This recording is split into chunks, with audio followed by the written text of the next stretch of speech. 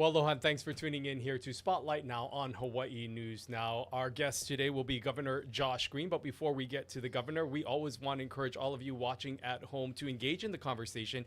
You can head over to Facebook and enter your comments and questions. We'll be tracking it throughout the show. And we've got so much to talk to the governor about right now, so welcome him in. Thank you so much, Governor Green, for being here today. Thank you. We haven't talked to you since before the session ended, so let's get right to what you're doing right now in terms of the intent to veto. What are you looking at slashing?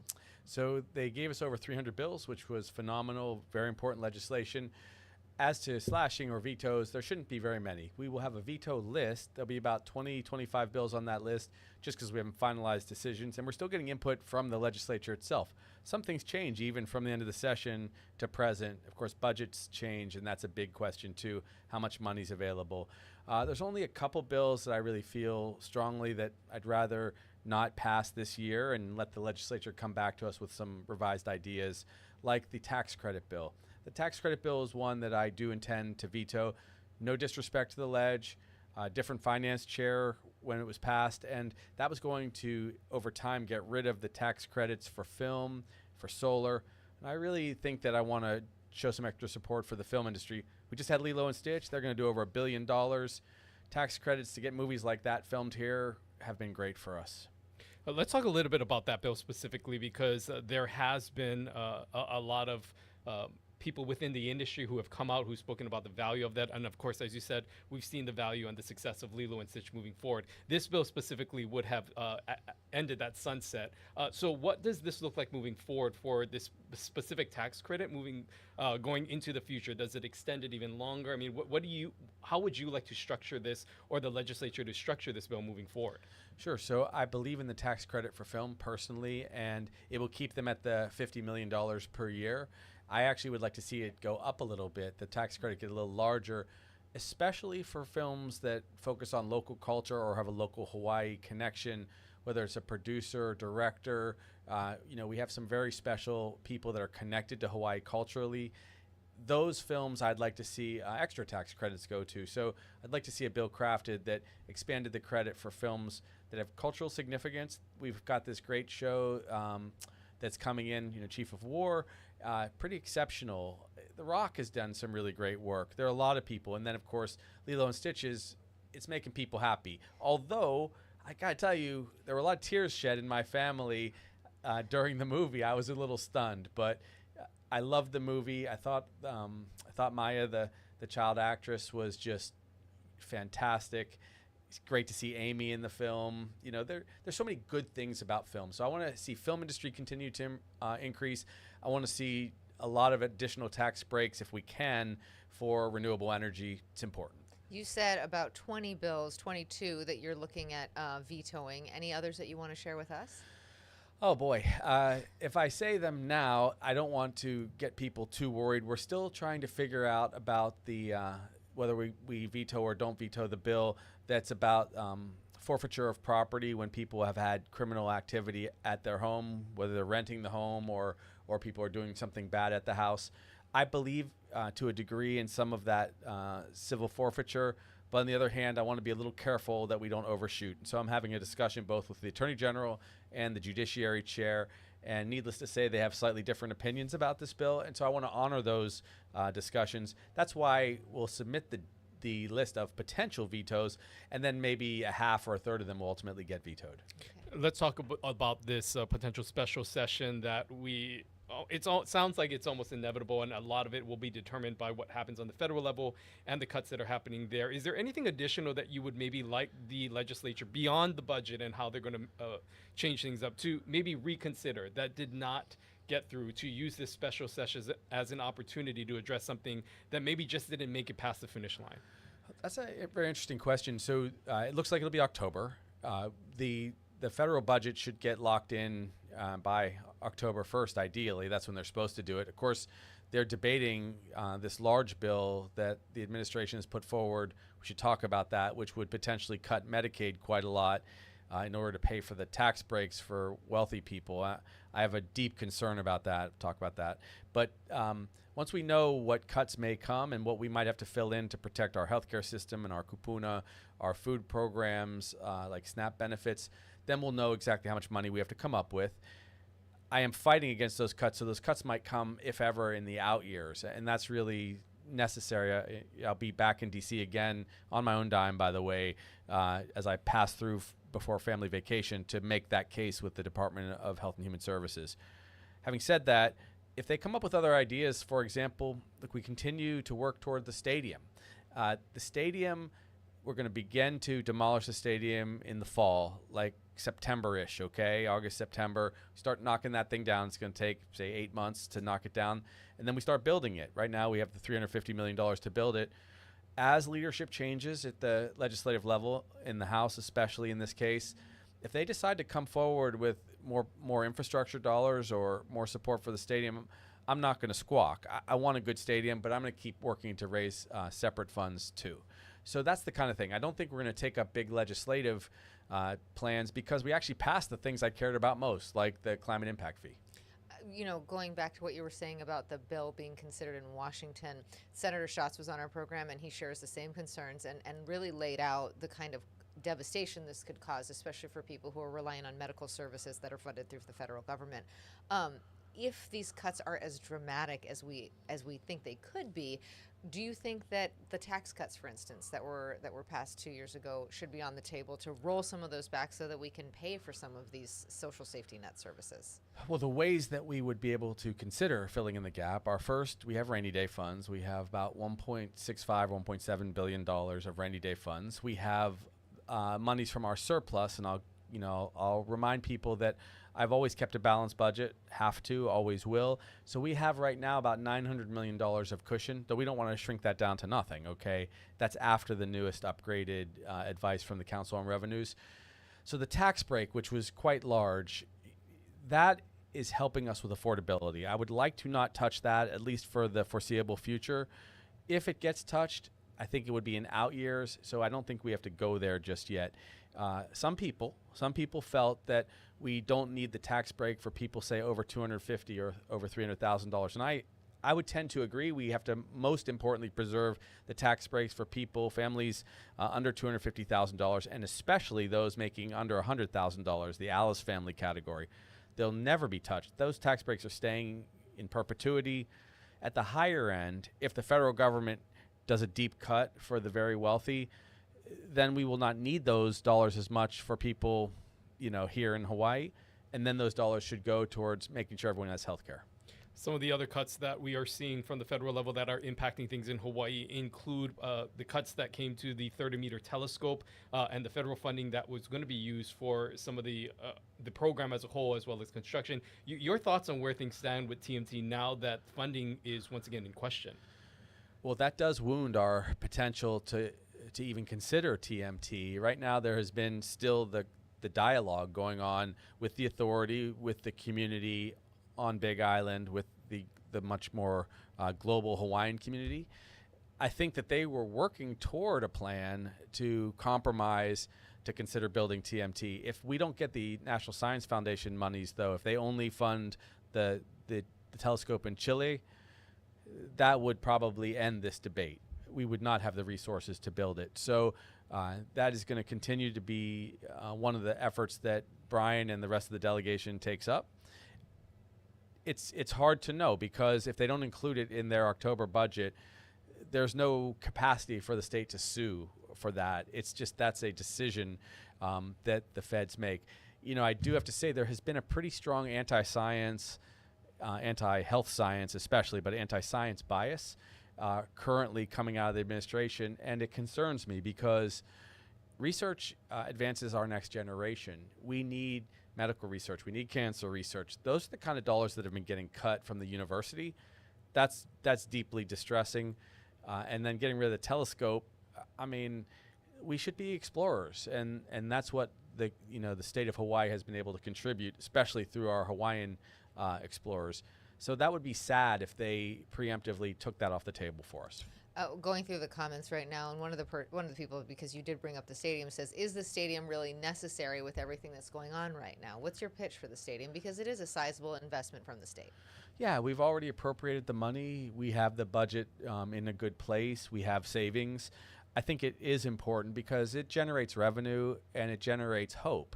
The revenue that's generated from a stadium will be also housing related, meaning that we'll build a lot of housing, probably 5,000 units in the area, but also any state that wants to attract outside entertainment, outside events, Olympic Games, qualifiers, giving kids something to aspire to.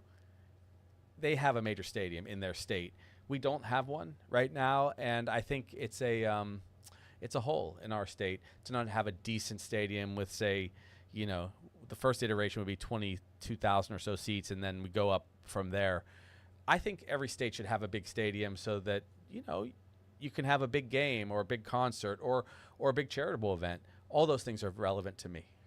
If you can sort of explain and expand upon the process for this build out, because as you mentioned, the state has allocated funds, which is the process in which the state is being built based on what's available now. But you've mentioned that you're going to be going back out to continue to ask for more private donors to help to increase whether it be capacity and just overall the aesthetics of the venue and make it a higher quality. How then do you plan for the build out of it if that money has not yet been guaranteed or secured, knowing that plans could shift if more money comes in? Sure. So we've asked the team, Stanford and his design group, to make sure that we can build it in phases. So the first phase would be like the 22,000 or so seats with all of the basic bowl and some luxury items to attract investment, people putting their name on it and so on.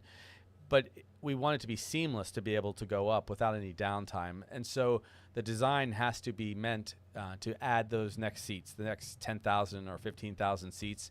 That's the way they're approaching it. I'd like to see another $400 million of investment come in. We do have a few people that are very interested. We're having these meetings constantly, but until we have a commitment in hand, I don't want to speak out of turn. I think, though, someone will come in and name the stadium for a substantial amount of money, and that helps. And we have good partners out there that see the value in this project. So they will come forward, but first let's get the core stadium built. Let's go back to the budget and what lawmakers are going to have to do to make some pretty tough choices. The state does have reserves, but obviously we cannot make up for all the federal government gives us, especially because you talk to some of the nonprofit partners about the money that they're losing. We know the food bank lost $4 million in USDA food. This is proteins and, for high quality food that they can't necessarily make up. So Right. How do you decide who gets what? How are you, when you have those conversations with lawmakers, how do you figure out how to prioritize? Because it all seems important. It is all important, and federal cuts that are done precipitously are not fair to nonprofits, to states. That's why we go to D.C. to fight. We did appropriate $50 million to the nonprofits, and we're bank shotting that through the Aloha United Way. And a special shout out to Mark Benioff, who in the last moment, with just one phone call, gave us an additional $1 million to do the admin to support Aloha United Way. So that money didn't have to come out of the $50 million in grants. So that will be helpful. Also, we interestingly have disaster mitigation monies from the Maui wildfire, about $350 million. And that money is being used statewide to deal with disasters and preparedness, and some of that's food, for example. So there are monies around. What happens is these budget numbers go up and down because there's projections. Will there be a recession? Will we have a surge? I'm usually an optimistic person, and there are some real reasons to be optimistic. For example, right now, the settlement dollars are beginning to flow to the individuals that lost so much on Maui. That's over $4 billion. And as those dollars go there, that means extra houses will be built. People will have the money from their lost business enterprises. They will be able to build that ohana on their property if they need. That's all going to be economic growth. But it's also money that comes right back into our economy from, parties that were a part of the settlement, meaning state, HECO, Kamehameha schools, and so on. So there is a fair amount of money right now flowing. Also, we're going to get the $1.6 billion from FEMA. I'm working hard to keep a good relationship with those folks. I am on my best behavior whenever possible to make sure that Hawaii gets what it needs. And so, though there are bumpy moments, like I do have very serious concerns about the way some people have been handled when they've come into Hawaii. Some of the travelers that were held back or searched at the at the entry points at the airport. That's not great at all. In fact, it's sometimes very scary. Of course, the same thing can be said of teachers, on Maui. But I still try to make sure we find a quick path to reconciliation. We apologize to anyone that was treated badly, and then we get our resources for the state. It's my job to keep calm, with very few exceptions. I am not calm if they're going to cut people's health care or vaccinations. That could hurt people in the moment. Everything else we can smooth over. Let's talk a little bit about that, because on your last trip to Washington, D.C., you spoke in front of a congressional panel that criticized you. You got some pushback about the handling of the COVID-19 pandemic here in Hawaii, but it also just highlighted your disagreement maybe with the way in which the administration is approaching things. Considering all the things that you're saying about trying to make sure that we have money, how do you balance that relationship with being outspoken about some of these things that you feel are important to you and to the state, but also recognizing that these are the people that we have to work with for some of these federal dollars that are necessary for recovery like Maui? Sure. So just so you know, next week I'm meeting with Dr. Oz and some of the leaders at Department of Health and Human Services at their request. And I was requested to come and testify at that hearing by Senator Blumenthal and Senator Johnson. Yes, I was outnumbered. They have 5 testifiers from the majority, in this case the Republicans, to 1 from the Democratic minority. But I was chosen as the one guy nationally to come and testify. The fact that they yelled over me a fair amount, particularly the senator from Ohio, just shows you that he was undisciplined and didn't know what he was talking about. That guy's a car salesman, by the way. Not that I have anything against car salespeople. I love you guys. But this guy was making points that he knew nothing about. He was talking about our COVID response. And if I may, I want to send a particular mahalo and a tiny apology to Mayor Caldwell, former Mayor Caldwell, because in the moment they kind of pressed me and I said that policies weren't straight from me. Mayor Caldwell did a very good job and kept a lot of people alive. And they were kind of twisting my words. But, apologies to you, Kirk, for that moment. We did talk, of course. The bottom line is I pressed hard when they said they were going to pull back on vaccinations for young people. They were going to actually essentially prohibit them for young people and pregnant women. And now they had to change their tune, and now they will be available. Now, they'll be available in consultation. People will have to go to their doctor. They're not going to be recommended the exact same way by the CDC and the FDA, but they're still available. And so sometimes I have to push back, and then they realize, wait, they've gone too far. The same thing hopefully will happen with Medicaid. I am telling them there can be no cuts to Medicaid that won't have consequences. In other words, if they cut, the benefits to 8 to 15 million people, which would be about somewhere between $700 billion and $880 billion, if they make that cut, they are going to crash the rural health system.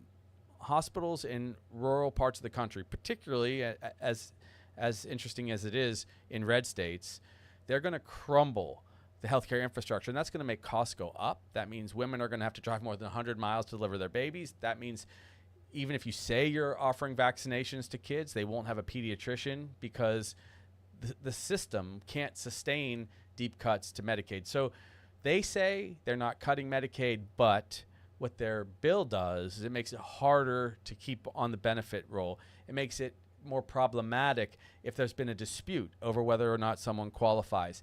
A lot of it's quite punitive, and I'm pushing back on that. Not that I don't want to be careful with our dollars. I do. But that's the worst possible place to cut resources to pay for rich people. It's a bad idea. And so I will be sharing that with the HHS secretary. Again, the deputy at CMS, that's Oz. I want to say this because I know there's some chatter about the value of me going to D.C. Every time I go to D.C., I make sure I'm fighting for somewhere between $500 million and $1 billion of resources that are going to touch us in some way. Many billions of dollars for the nation. This particular time, because we have our family vacation in June, I'm taking care of my own costs and just stopping through because you have Hawaii on the Hill.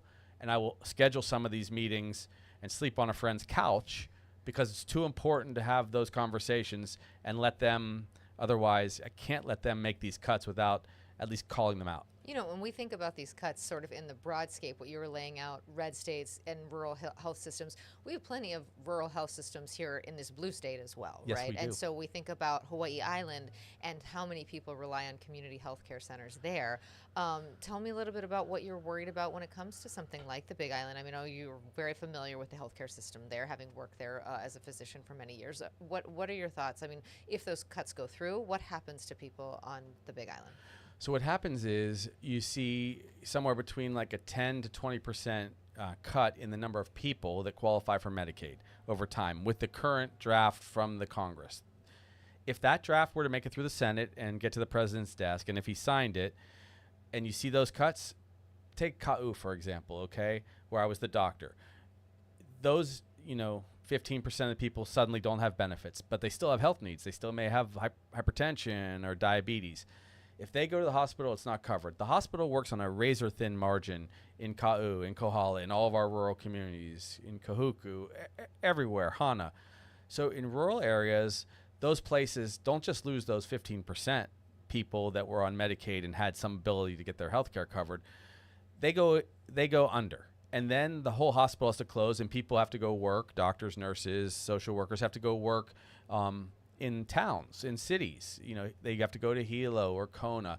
So you lose the rural facility, and then people have to drive 60, 70, 100 miles. That happens all across the country if they pass this. And that's just unconscionable because then everyone else won't have that facility or that doctor, maybe on private insurance, maybe on Medicare, maybe on Medicaid. That's what will happen nationally. And unfortunately, the Republicans in the Congress know it, but they were still willing along party lines to make that decision. Now, I have heard good news from some, just so I can be fair, from some Republicans in the Senate that they don't intend to support these cuts, that they would see Missouri hurt, North Dakota hurt. They would see several states go under completely because they have other constitutional requirements to cover Medicaid. They can't afford it. So you're going to see a little coalition. You're going to see basically all the Democrats are going to vote against this, plus or minus one. And then a handful of Republicans are going to say, nah, we can't cut Medicaid benefits. Hopefully that will kind of shake them and bring them to their senses so that we can decide to not cut the social service safety net in order to pay for people making $1, $2, $3 million a year. It's so wrong. It's against our values. It's against really the morality of the country. And this is the test. This is the test of people's willingness to care for their constituents, red or blue state, Republican or Democrat, or not. And that's the fight that I'm going to go have. Let's talk about another cut that's happening on the federal level that's impacting something here in Hawaii, and that's what's happening at the University of Hawaii. We're seeing a number of programs, positions, researchers that are being impacted right away from this. Your thoughts about what maybe the federal government can do, our congressional delegation? How do you maybe repair some of these damages that are being done on the federal level that could ultimately impact our higher education system? That's a big deal. And so particularly, again, in academia, you're seeing these deep cuts. For instance, some of our climate programs are being deeply cut. And, a guy like Chip Fletcher does great work, but he just had a $3 million grant go away. And that was helping us to assess the impact of climate change. Now, there is some good news. As we have the climate fees come in, we're going to be able to sustain programs on our own that historically may have required some federal support. But the goal really of the climate impact fee is to start new programs, not to fill in anything in the, kind of the background or the rearview mirror. We have to fight, and that's what our congressional delegation is all about. It's incumbent upon them, and they're terrific. Ed and Jill, very strong congressmen and women, and then, of course, Maisie and Brian, with great experience, too. They will go in and do battle to keep as much money in the universities as they can. Interestingly, there's universities in every state that are pretty shocked by this anti-intellectual, anti-research mentality. It's bad. It really, it will hurt our future. And so I think there's going to be an uprising amongst Democrats and Republicans against these cuts over time. My suspicion is that President Trump will probably get his tax cuts to a degree, but the whole universe of legislators, with the exception of a few really, really terrible people, the rest of them are going to say, now, okay, let's back away from cutting a lot of the safety net and at least shrink that kind of cut down to almost nothing. The challenge then is, if you're going to have these big tax breaks for affluent people, you're going to see the deficit balloon, and you're going to see inflation be here to stay. You're going to see high cost of food and mortgages here to stay, and therefore we're all going to pay for it, particularly those who are in the working class, all of us. So it's an unfortunate deal with the devil. We should not be cutting taxes in a permanent way for very wealthy people. But anyone who's working, getting by, investing in the community, great. You brought up the congressional delegation, and as an aside, I do want to ask you about State Senator Brenton Awal, who was on this program and announced that he's sort of feeling, dipping his toe in the water on that race, on the CD2 race, potentially challenging Congresswoman Takuda. What are your thoughts? And his argument is that having a Republican as part of the delegation would be beneficial to Hawaii, because then you at least have someone who's on the majority side who could maybe bring resources home.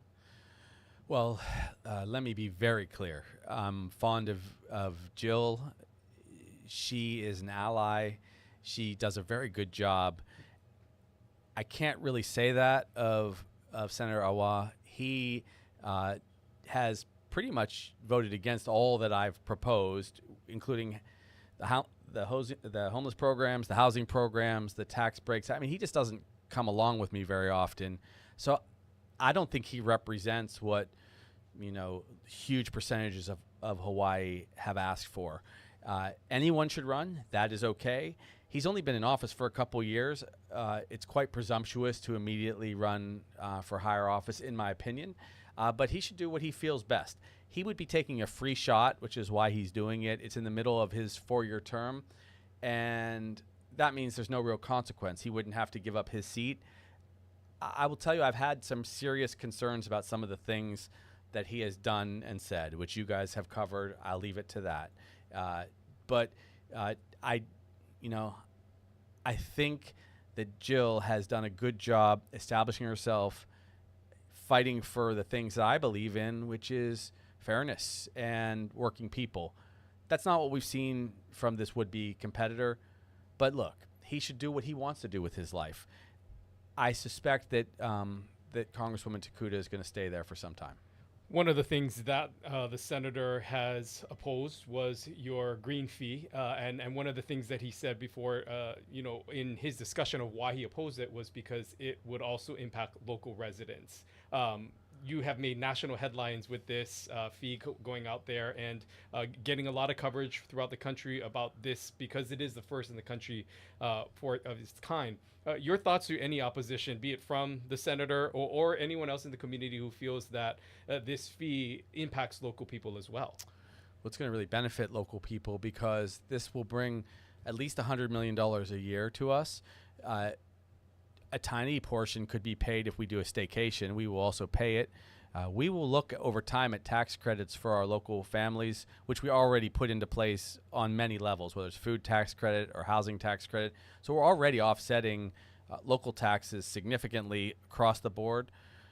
But that's where we get the benefit, usually from general excise tax and the TAT. The TAT, the transient accommodation tax, is what we're talking about. We raised it 0.75%, less than 1%. So if someone has a stay for that day that costs $400, they will pay $3, and that will go to help us deal with climate change. But also, all those dollars will get invested to do beach restoration, to deal with the impact of sea level rise, to deal with, the loss of our pristine nature. And last I checked, we were a state that wanted to protect our INA. That is actually in our state motto, right? So we have to do this, and because of the wildfire and what we all saw, which was a $13 billion disaster, it's having an impact on our insurance costs for everyone, condos, houses. We had to do something. And so I don't think just being a person that always says no and finds an excuse is a good way to legislate. We all have to sacrifice, but almost all these dollars will come from the mainland. And then, by the way, it's not just the $100 million. For every $4.5 million that we use to bond, we get $100 million of projects out of it. So we could, for example, set aside $15 million and have between $300 and $400 million to do a large project as we have large crises. A lot of times the people who are naysayers about this, they don't even believe in climate change. They don't believe in protecting the environment. They just believe in the bottom line. And it's my responsibility to think about the future. Let's talk about tourism, sticking with that, and talk about the Hawaii Tourism Authority and the leadership challenges there. How is this structure going to work? The board in the past was responsible to hire and fire the CEO, and that person, of course, is in charge of the leadership. My understanding now is that you're taking on that responsibility. So who does the CEO actually work for? And yeah, I'm just curious as to how this is all going to play out. Yeah, they're going to work for the state, which is to say me in the leadership role. But now what will happen will be, because we've had this kind of turmoil at the HTA and the legislature and me, we kind of had enough of the conflict. So they will become advisory. I will likely ask for them all to submit a courtesy resignation, and then we'll pick from those who decide to reapply. They will be advisory in the sense that they will be people that I can trust to get along, to advance our goals, which is to enhance tourism dollars, especially without overrunning us with people, to be culturally sensitive and to be sensitive of the impact. That's been our goal and our kind of approach. But I don't want them fighting anymore. I do want to say that I'm very appreciative of Todd Apo. He's been very good. And, honestly, I like all of the board members, but sometimes there was just a little too much friction and people had it. So we are reinventing the Hawaii Tourism Authority to be more advisory. After we choose the new president/CEO, it will have to be approved or advised and consented by the Senate, which is the way we do all the big, positions in government. And I will treat this person as though they're in my cabinet. I already essentially do. So that person is going to report to me, but also to the DBED director, which is Jimmy Tokioka.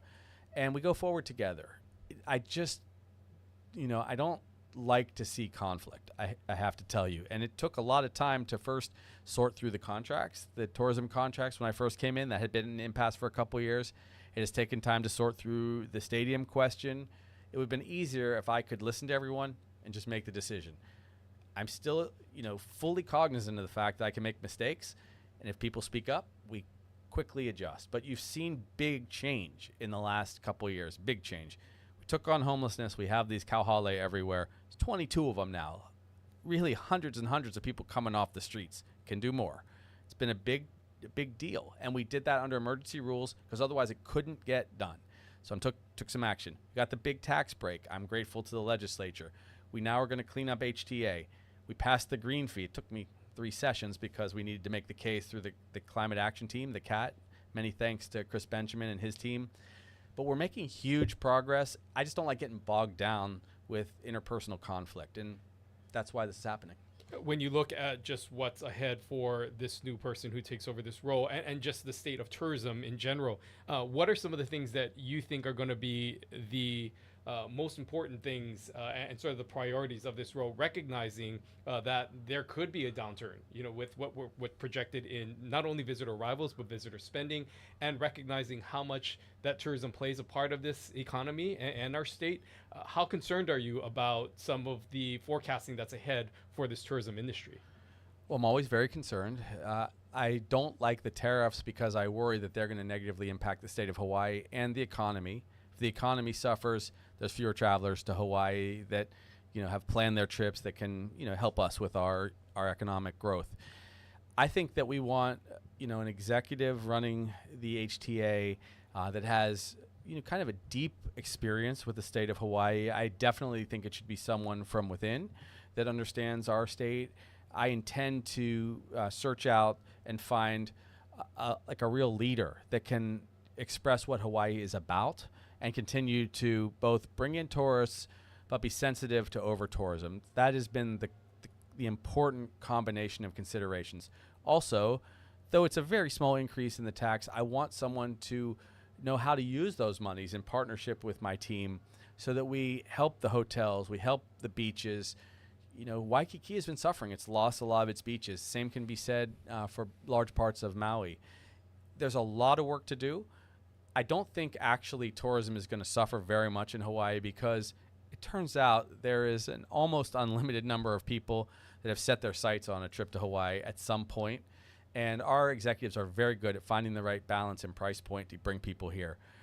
But we saw during COVID, people felt that there needed to be that moment of taking a deep breath, because when there were few, if any, people here, it was interesting. Remember the way people communicate. They were like, boy, it's terrible that we're suffering economically, but we could take a deep breath and see what it's like to have the beaches to ourselves again and to really be able to enjoy this beautiful home we have. I think a balance can be struck. I have my eye on one very special person that over time we'll talk about for the HTA. And I'll tell you what else. You're going to see some very big decisions in the next 96 hours on the athletic director and the East-West Center president.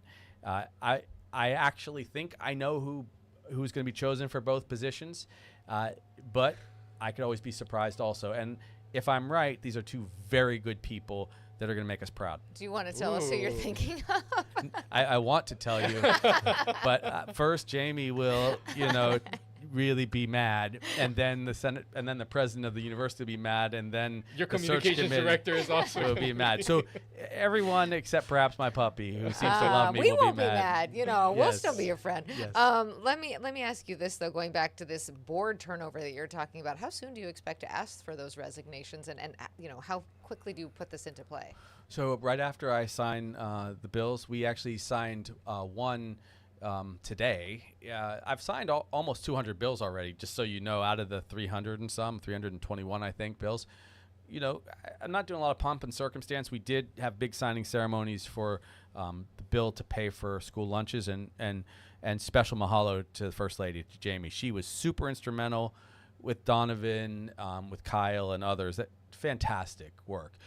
So we do a couple big bill signings and the green fee, of course, but I signed one today to begin cleaning up the way they do pensions and things. It's extraordinarily boring stuff, but important to start fixing that. And then about 10 days after the other law goes into effect, I will humbly ask for everyone to, submit a courtesy resignation so that we can just look at the whole group of people, maybe bring a few new voices to the table, and be very collegial. Again, I will still value those who have been on the board, perhaps advising me in other areas, but I need this to be streamlined, and I need, going forward, to not have the legislature be frustrated. The legislature continues to invest in these projects. They need to feel satisfied. We only have a few minutes left before we get to your DAG's director to talk a little bit about some of the projects that are happening within the state, but just wanted to get your quick reaction and thoughts on what happened yesterday at HPD. We know that this is run by the mayor and the city, but your overall thoughts about Chief Logan stepping down from this role and the future of HPD moving forward. Again, totally the prerogative of the mayor and, of course, the police commission. A lot of times when you're the executive, you want your own team, the people that you chose, and I think that that's really important. So when I came in, I get to choose my cabinet, but there were some people around that maybe we didn't see eye to eye, or we just had different ideology. Not bad people. I think that's probably what we're seeing here, that the mayor and his current team have every right to shape their whole team the best that they can and work with the commission. I will say something very positive about Chief Logan. I was lieutenant governor when he was the TAG, the adjutant general, and I thought he did a great job, and I really care about him and Gail.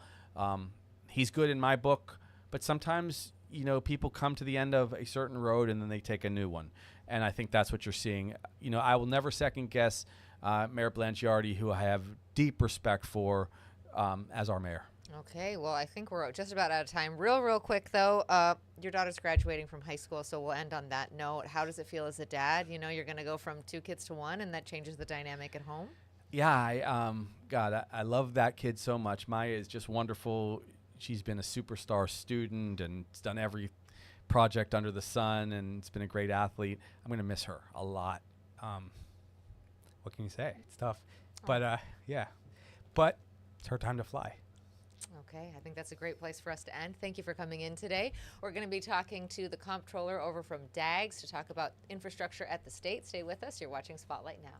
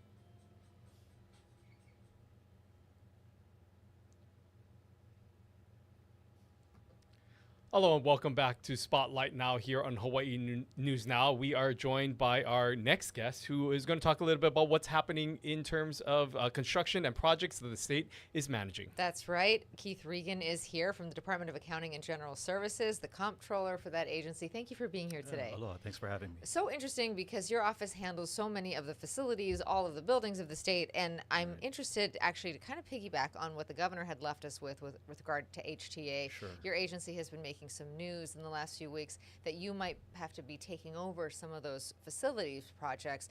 How big are we talking about, and what is your thought on, where are you in that process? Sure. So we've been having some discussions with the Hawaii Tourism Authority and their board about specifically the rooftop repair project.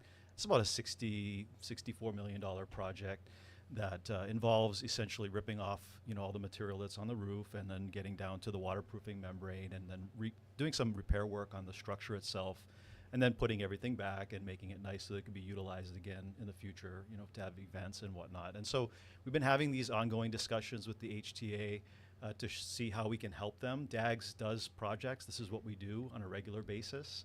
And so we're very comfortable with being able to handle large CIP projects like this. It's just really trying to understand what they've done up until this point and how we can take it over going forward. And because of the transition with leadership and things being somewhat uncertain, how much are you folks stepping in to kind of help manage that right now because of the experience and because of the way that things are structured now? How much of a say in this time do you think that your department will have in helping to move this project along? Because I think one of the fears is that because there is no leader there, this may delay the project even longer. How do you maybe help to keep this going? The good news is that DAGS had been a resource to HTA all along the way. We've had one of our senior engineers that has been sort of involved in supporting the HTA and moving this project forward. And so right now we're looking at all the documents that they've produced. They have an RFP that's out, and so we're reviewing all those documents, looking at their proposed contracts, how we can modify those contracts to be able to kind of align with what DAGS typically would have on a traditional state-type project of this magnitude. Wow. Well, one of the other large-scale projects that you're in charge is, of course, is the capital improvements happening that we're seeing, the beautiful pools that are now replaced because they were not so beautiful for a time. Yeah. And we're seeing a lot happening there. Tell us a little bit about where you are in that process and what your vision is for what that will be. It's an exciting project. For anyone that remembers those pools when they had water in them, you remember it being sort of like dingy and mucky and just really smelly, right, when you walk by there. But now, when this project is completed, it's going to be completely transformative. It's going to be something magnificent that people will really be attracted to go and see. What's going to happen is there will be these glass tiles that will be installed there that will give it'll be kind of like water. It's going to have that look to it. It won't have, obviously, the feel, but it'll have that look. And in addition to that, there'll be some lighting that's going to help to really sort of bring out the artistic nature and the features that are going to be built into these glass tiles. And what's really exciting about this space is that in the past we couldn't obviously use it, right? You can't walk on water. But now you will be able to actually walk out into the pools and enjoy the artwork that's there. But then it can also be activated for events, like if we're going to have maybe a hula or some sort of other activity, including things like inauguration as an example, perhaps.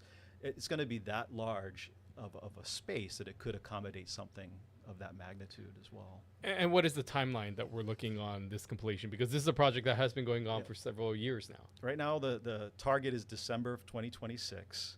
That could move depending on sort of what's happening on the federal space, right, with the tariffs and just the difficulty in getting materials because of some of those challenges. But right now, we're targeting for December of 2026. And beyond that, the work at the Capitol, because this is a building beyond just the pools that is aging, and it is, there have always been issues with leaks, which somewhat were attributed because of the ponds, but there were other issues with the overall infrastructure. Some even saying that there's going to have to be some major work that's done within the Capitol. What does that look like long term for the future of that building, recognizing the significance and the importance that it plays in our government? The building's 55 years old.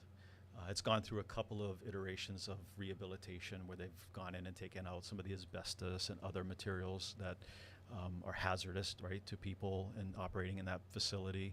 However, the infrastructure, the mechanical, the piping, things that allow the infrastructure the building to actually work, is at the point where it needs to be replaced. And so we've asked for a couple $1 million to do some pre-planning work that will allow us to examine what would be the best approach in terms of shutting down the Capitol, being able to actually do the work where we're going to pull out all the infrastructure that needs to be replaced. Where do we put people, right? There's a lot of moving parts to this discussion that needs to be finalized, and some of that pre-planning work is what's going to be taking place over the next year.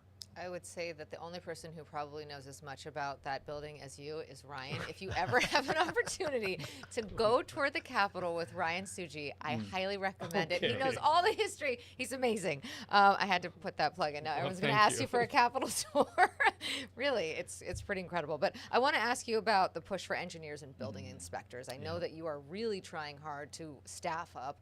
What are we looking at right now in terms of the resources that you have in this space? Our Public Works Division has about 99 approved positions, and we've got about 28% vacancy within that operation. And when you think about Public Works, it is really like a large engineering firm, right, that basically does CIP projects. So we do have a number of engineering and architectural positions that are vacant. With $1.8 billion in projects that's currently on our plate, it's important that we get these positions filled. And so we've been actively recruiting, trying to get maybe retired federal employees to consider coming on board and joining the state, or even people that are in the private sector looking for something a little more stable to come and join us as well. And it's not easy because pay is obviously one of the factors, but we do our best to try to be competitive in that. The state has great benefits too. And so, knowing that there is that demand, but also the amount of work that is currently in front of this department, how are you managing that with the need being so great? Yeah, it is difficult, but we have an amazing team that's there. These are highly experienced individuals who have been with the state for decades. So they have tremendous experience and knowledge that's been built up over time. But in addition to that, we augment that with some external resources. So we may have to hire like a consultant that would help us with project management or construction management if we don't have enough internal resources available. Yeah, my understanding is that you have 8 inspectors to manage over $500 million in work. So Yeah. I don't even know how logistically Yeah. that's possible. There's also six senior engineers and architects that are behind those 7 inspectors. So we do have sort of this cadre of people that are there to support them. The inspectors are sort of like the on-the-ground people, right? They're going out and visiting the projects, making sure that the work is actually proceeding the way that it's supposed to. And then the engineers are sort of backing them up, right, to make sure that they are in fact following what the scope and specs show for that particular project. Well, one of the things that you also have to oversee, it's not always just buildings, but it's also just systems as well. And the department is currently going under what is called the EFS Modernization Project, which is a financial system upgrade. If you can share a little bit about the significance of this Sure. and why there was a need for this upgrade. Yeah, absolutely. If you can imagine, we have a piece of software that is 55 years old that is running our current accounting operations within the state of Hawaii. It's written in a language that's not even really taught in schools anymore. It's written in COBOL, so it's very sort of antiquated, and it's hard to find people to be able to come in and program if we need to make adjustments on whatever challenges we may be having with the existing software. So 55 years, I don't think anybody has a piece of software on their computers that's 55 years old, let alone sort of a major enterprise financial system, which is the accounting system for the state of Hawaii. A lot of risk involved in that. If the system were to go down, we wouldn't be able to process checks, we wouldn't be able to pay vendors, we wouldn't be able to pay employees. So there's a tremendous amount of risk having a system that's this old. The modernization effort itself is going to transform the way that the state does business with a modern enterprise financial system that can take advantage of modern opportunities and allow other agencies to be able to modernize their systems as well, since the financial management system is truly the foundation. When you think about what that will mean on the other side, well, what's the time frame, Yeah. first of all, and what will it mean when it's completed? 2 to 3 years is when we should have the core system complete. We anticipate actually having bids come back on June 12th, so that's when the real sort of process begins to determine what kind of platform we're going to land on. But it is going to allow us to do more with less, right? We have very inefficient processes right now. Everything is paper-based, right? We do have some data entry that occurs, but paper goes from one place to another, and it takes time, and it takes people. And you have 12 or 14 or 20 people reviewing the same piece of paper when it could all be done electronically with a modern system. And that's really what we're trying to do, is to make things much more efficient and take advantage of the modern way of doing business. I mean, I gotta ask, why did it take so long? Because I think about your own devices. Yep. Sure, you might hang on to them for a while, but Yep. 50 years is quite a long time. It's tough because it's major change, right? You're talking about systems that have been in place literally for 100 years. So I say this because I think this is important to understand. The accounting system was codified back in like the mid to late 20s. And so that sort of was the foundation for the way that the state does business from an accounting perspective. In a few years later, they created this, not a few years, but 50 years later, they created this financial system that was built off of those processes. So the state has been doing the same thing literally for generations. In order to change that, you've got to invest time and effort into this, into organizational change management, and really bring the organization along with you to embrace the change. We've worked really hard to get to this point in time where we are today, to be able to move the organization and into a place where they are embracing this change And it's not just DAGs leading the effort, but it's everybody, it's all the 18 departments that have some fiscal responsibility that are on board and supporting this. You know, I think back to what happened during the pandemic and what we saw with the Department of Labor and the backlog and the issues with the unemployment checks. And they cited a number of these issues as well, just with the aging infrastructure of the systems and having to do that replacement in order to process these unemployment checks, which ultimately led to those long wait times and a lot of confusion. Can you speak to just, you know, because when we had those conversations with the director at the time, one of the things that they were worried about is just how much dependency it was on this system and how vulnerable it was. During this transition, you know, how much of that vulnerability still exists when you're switching and you're making that switch? Because I imagine things have to be done pretty precisely in order to not impact people as well as the overall, you know, budget as a whole. Absolutely, Ryan. You know, in fact, we're taking our time. That's why we're not moving, you know, too fast where we miss something. We want to make sure that everybody has the opportunity to be involved in this project, including the DLIR, who I think you're referencing.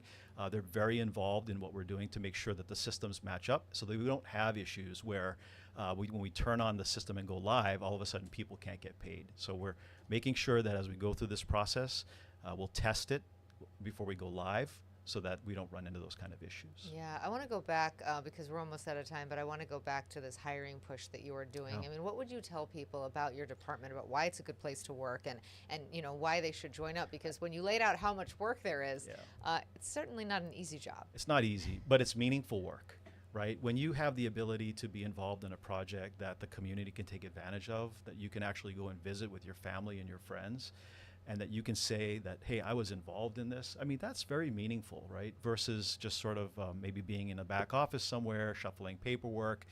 So you can actually have this sort of hands-on experience where you're making a difference within the community. It is truly like a family also. I mean, I really feel like there's this sense of ohana. When you think about the people that are working there and around you, they've been there for a long time. So it's not sort of this churning of, you know, people coming in and out, right? New people. We've got a person that's been there for 57 years, if you can imagine that, right? So it is truly just this sense of family. Plus the state's a great place to work. We've got great benefits, 21 days sick leave, 21 days vacation, great healthcare plan, so and retirement benefits. But it's more than that, is just truly a meaningful place to work and do something good and positive for the community. Okay. Well, Keith Regan, thank you so much for joining us today. We covered a lot of ground. Very interesting to have you on. We appreciate it. Thanks, Angie. We appreciate all of you, of course, for watching Spotlight Now. Next week, we are going to be focusing on the nonprofit sectors, talking about some of the cuts that the governor had laid out that they're seeing in that industry. The state, of course, setting aside $50 million. Will that be enough to shore up those agencies? I mean, we really heard from the governor today. He is fighting hard in Washington to try to stop that bill. Yeah, and you heard from the governor as well. He also mentioned some of the bills that he intends to veto, but still saying that there are few things that they are continuing to look after and really determine what the future of some of the fates of these bills will be, as well as that budget. He says that the special session expected to happen in October will sort of address some of these issues and take a deeper dive into where the state is landing overall economically and any changes that need to be made there. We could see the stadium touched in that conversation as well. And you did hear him making a big push for the green fee and, you know, really kind of laying out why he thinks this is the right thing for Hawaii at this time. It took him 3 tries, but now he has it, $100 million annually dedicated to climate impact. And so we'll see where that money goes. And the governor getting a little emotional at the end there, talking about his daughter as well. The first time we saw that come in motion from the governor. Yeah, Nice some tears from the dad there. Great to be with all of you. We'll see you right back here next week on Spotlight Now. Aloha.